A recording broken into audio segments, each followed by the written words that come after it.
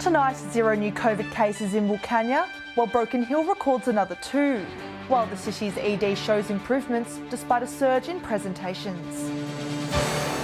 From our 7 Spencer Golf Studios, your nightly news with Ruby Kamain begins now. Good evening. Today marked a major milestone in the Far West's COVID outbreak. For the first time since it began almost a month ago, Wilcannia has recorded no new cases. The number of active infections also dropping overnight, while another vaccination milestone will soon be reached. It feels like a long time ago, but tomorrow marks 1 month since the first COVID case was detected in the Far West. Today, a positive for Wilcannia, where 1 in 5 locals has caught the virus. No new cases were recorded. There were 2 new infections in Broken Hill. We know we have cases in regional and rural New South Wales. The advice from and the update from Minister Hazzard, clearly it's stabilised in the region. Good news, but the threat is not over. This warning message appearing in some local Facebook feeds. The message to get vaccinated continuing as New South Wales edges towards 50% full vaccination. Broken Hill's postcode has officially hit 80% single dose. The more people we have vaccinated, the greater chance of our survival and recovery.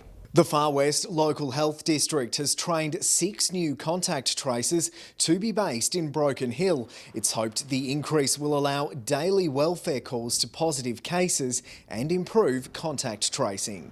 I urge you to get into the habit of checking the nsw.gov.au website frequently. 1 month down and around a month until restrictions ease, but green shoots continue to grow. Lachlan Itter, 7 Spencer Golf News. Meanwhile, the latest figures from Broken Hill's emergency department show improvements in many areas, even with a surge in presentations. Extra staff are working around the clock to deal with the increased demand of any COVID patients. Lachlan Itter returns with more. New South Wales Health says the second quarter of 2021 was one of the busiest on record, and that's before the Delta outbreak began. You have to remember we're in the middle of a COVID epidemic, so we have a lot of people who are coming in concerned about their health and well-being. Emergency department presentations have doubled compared to this time last year, now at pre-COVID levels. But even with the increased demand, those with potentially or imminently life-threatening conditions are being seen quicker. Increasing the education to nurses around triage to make it safe. We also looked at some of our processes and pathology, etc. Semi and non-urgent patients are waiting longer to be seen, but almost 80% of people are leaving the ED within 4 hours. We have been instituting COVID swabbing, etc., and trying to maintain that safety. So I think it's attributable to that. With the stress on the health system expected to continue into late October, it said staff are starting to feel fatigued, but morale is high and the community can have confidence in the service. They're pulling together, they're working extra hours. We've been really fortunate to have some ED and ICU nurses from Mid-North Coast, and we're eternally grateful for those skills. The Far West Local Health District was given a $3.5 million boost in the latest budget to help deal with the COVID fallout.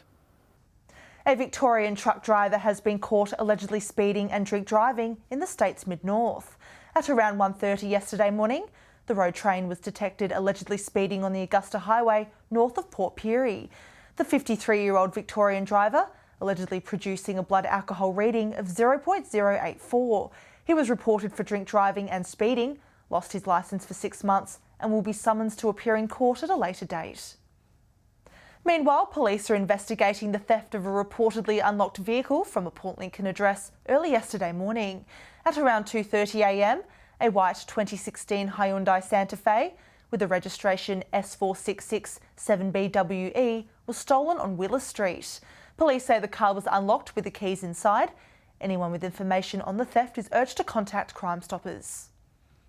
But in a positive turn, property crime in Broken Hill has declined, according to the latest data from the New South Wales Bureau of Crime Statistics.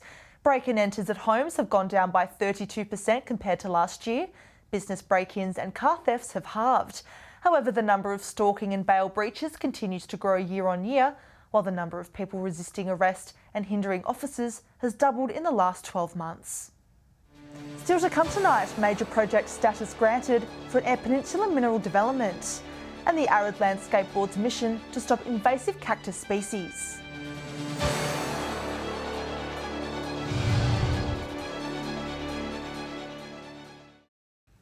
Welcome back. A significant mining project in the Eyre Peninsula has now been given major project status by the federal government. The multi-million-dollar Sevier project will see a graphite mine and concentrator built south of Cowell. A major boost to local economies of towns in the Eyre Peninsula. The federal government recently declaring major project status for a battery mineral project to be built in South Australia. The Sevier project has been talked about for many years, as is most of these resource programs. They take a long time to prove up the resource and work out where the ore markets are. The $209 million Sevier project by Renascor Resources, including a graphite mine and concentrator built near Arno Bay, south of Whyalla. The technology can be used in devices such as mobile phones, computers and even electric cars. 190 jobs in grey, I'd be pretty happy with that. A number of those will be in the mining and concentration process at Arno Bay. This will be a really big deal for Arno Bay. In a statement, Federal Resources Minister Keith Pitt saying the project could generate more than $200 million a year in export revenue. The state government pleased with the announcement, saying it'll bring a big boost to the eastern Eyre Peninsula. To be able to produce that graphite for use in Australia and for export around the world is a huge opportunity for South Australia. More details can be found on the Major Projects Facilitation Agency website. Mark Zeta, 7 Spencer Gulf News. Mostly known for its beautiful botanic gardens, the Arid Lands facility in Port Augusta is also doing important conservation work. Staff are now breeding new natural fighters in a bid to stop invasive cactus species. Fighting off a thorn in the side of Flinders Range's flora. Cacti do so much damage to the landscape. They're not native. They suck up nutrients out of the ground. They infest native habitat. A new partnership between the SA Arid Lands Landscape Board and the Port Augusta City Council, seeing tiny insects bred to tackle cactus infestations around Port Augusta. The Cochineal bug, measuring between 1 to 5 millimetres, a natural fighter of cacti. The cochineal to attack invasive cacti. We know that they drill into these invasive plants, this little creature, kill them off. The insects bred in the newly constructed nursery in the Arid Lands Botanic Gardens.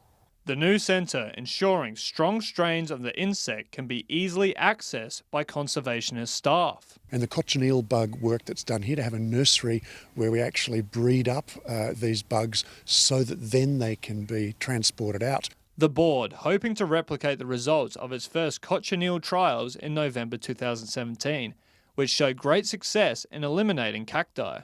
By using this biocontrol, which we've really been pioneering here in this partnership, it's just a really good thing for the environment. Edward McCarroll, 7 Spencer Gulf News. A Whyalla local is returning to the region in a new role with the Eyre Peninsula Landscape Board. Liam Anderson will be based in Cleve and will turn his attention to conservation, weed control and revegetation of the region's natural resources. A Spencer Gulf local returning home to serve his community. Whyalla born and bred Liam Anderson appointed as a new landscape officer for the Eyre Peninsula Landscape Board. It's great to be close to family again, and my love for this country is second to none. I'm really enjoying being back in the area. He says he's a proud Indigenous man, spending time on country in the Flinders Ranges. For the past 4 years, Mr. Anderson worked as a supervisor for a non-profit group in pest control and conservation in the southeastern parts of the state. I was in Adelaide for about 8 years. For about half of that I was working with Trees for Life throughout the Mount Lofty Ranges, the Fleurieu Peninsula and the Riverland. Now based in Cleve, he now works in controlling and managing rabbit populations on the Eyre Peninsula, and will also focus on other roles in relation to conservation and revegetation. My role is pretty diverse. It depends on what time of the year that our focus areas is. At this point, I've just got off of bushland condition monitoring. Anyone in Cleve with concerns about their land are invited to drop by his office for a chat. Mark Zeta, 7 Spencer Gulf News. Stay with us after the break. Seaview College students skip to raise awareness for healthy living. And a Port Pirie fish and chip shop celebrates a special birthday.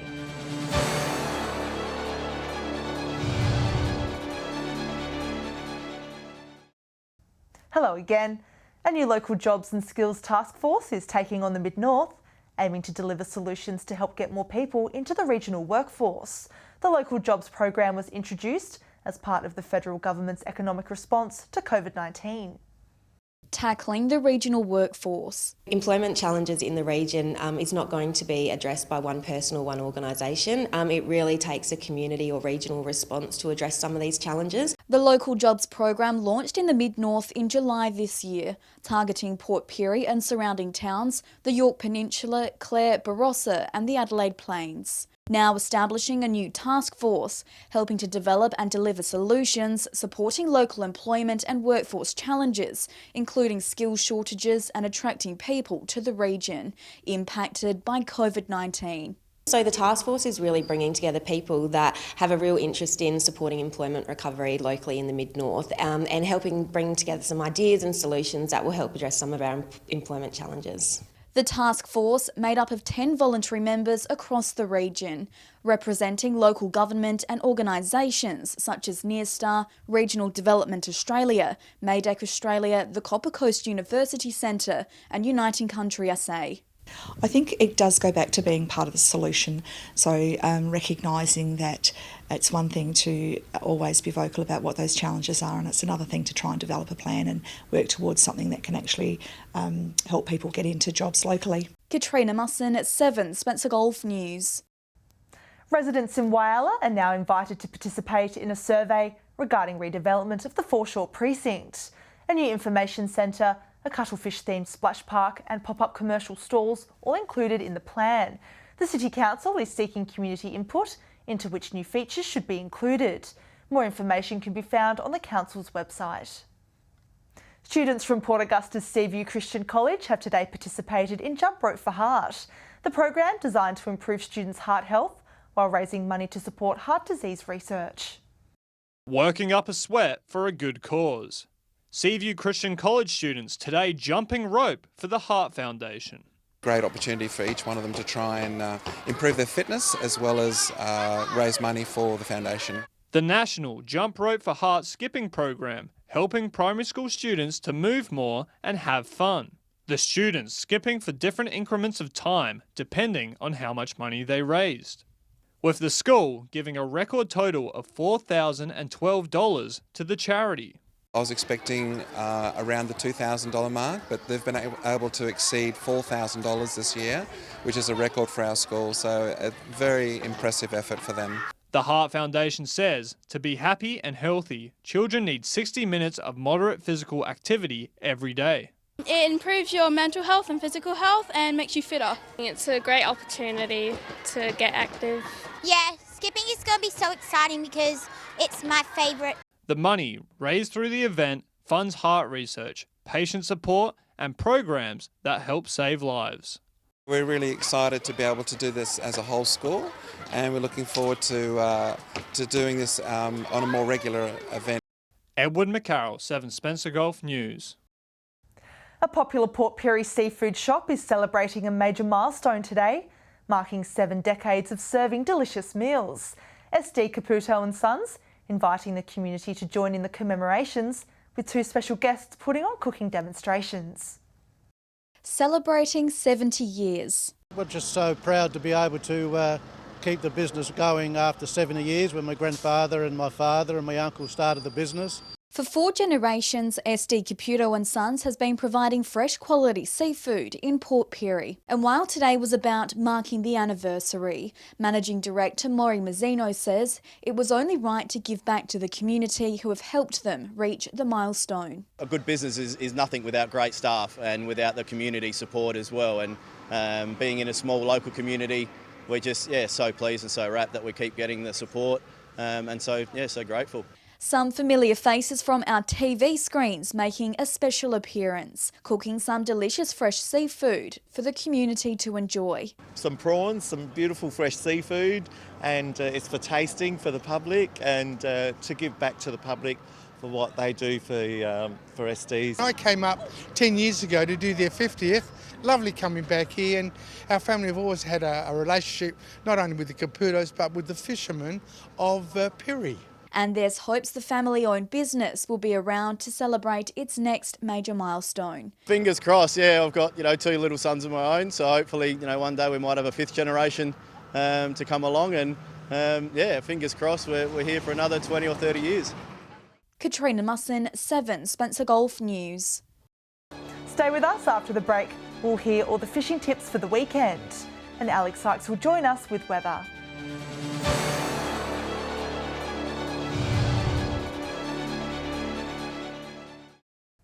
Welcome back.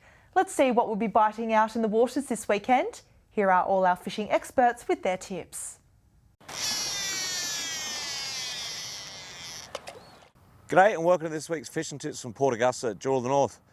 Well, the old rule, the crab's around with any month with an R in it, kicks in now, so you should be able to start getting a few crabs. There's been a few getting caught, but that first 10 minutes leave the nets in there for a bit longer. King George whiting can be found, but they're found further south, down around Yatla and the bottom of the Flinders Channel. Plenty of salmon around up in Chinaman's Creek, around the Oyster Run as well, and they've been picking up a couple of snook on the troll as well. There's been a couple of flounder and flatter getting caught for those trying for King George whiting, and there's some good silver whiting to be found as well, and they'll only be getting better as it warms up as well. That's all we have from the Jewel of the North.